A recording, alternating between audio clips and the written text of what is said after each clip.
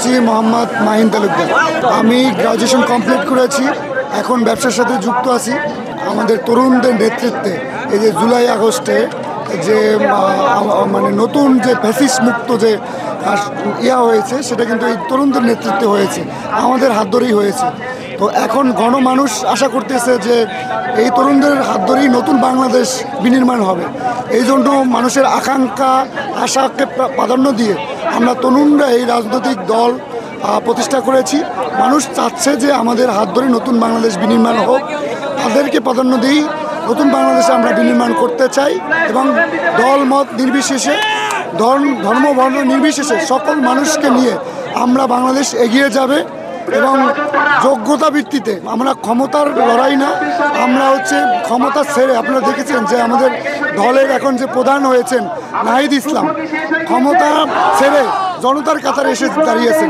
আজকে কিন্তু নতুন দলের সে কিন্তু হাল ধরেছেন এবং তার নেতৃত্বেই আমরা আগামীর যে বাংলাদেশ বিনির্মাণ হবে, আমরা তার নেতৃত্বে গণমানুষ তার পক্ষে রয়েছি, আমরা তার মানে পিছনে রয়েছি, এগিয়ে যাবে ইনশাআল্লাহ। জাতীয় নাগরিক পার্টি এটা মানুষের, আমরা নিজেরা নাম সিলেক্ট করি নাই, এটা জনমত মানে নির্বিশেষে সবার কাছ থেকে এই নাম জরিপের মাধ্যমে নাম নির্ধারণ করা হয়েছে। এই দল অবশ্যই আগামী নেতৃত্ব দিবে এবং এই জাতীয় নির্বাচনে এই দল অংশগ্রহণ করবে।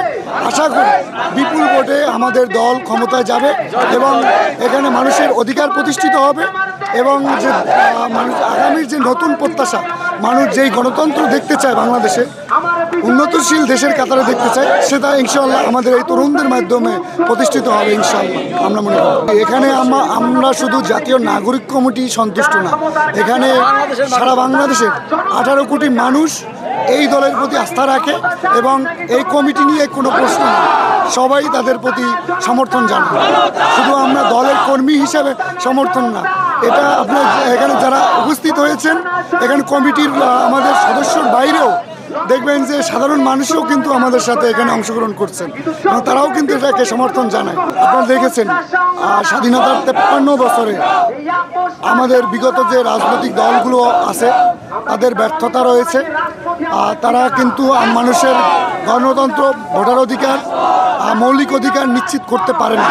সেখান থেকে আমাদের দল মানুষকে নিশ্চিত করতে পারে যে এই জুলাই আগস্টে এত মানুষের মানে প্রাণহানির বিনিময়ে যে বাংলাদেশ বিনির্মাণ করব, সেখানে আমরা মানে তাদের ওয়াদাবদ্ধ যে সেখানে মানুষের গণতন্ত্র, ভাতের অধিকার, ভোটের অধিকার, দুর্নীতিমুক্ত, সন্ত্রাসমুক্ত একটি নির্বিঘ্নে বাংলাদেশ আমরা করব।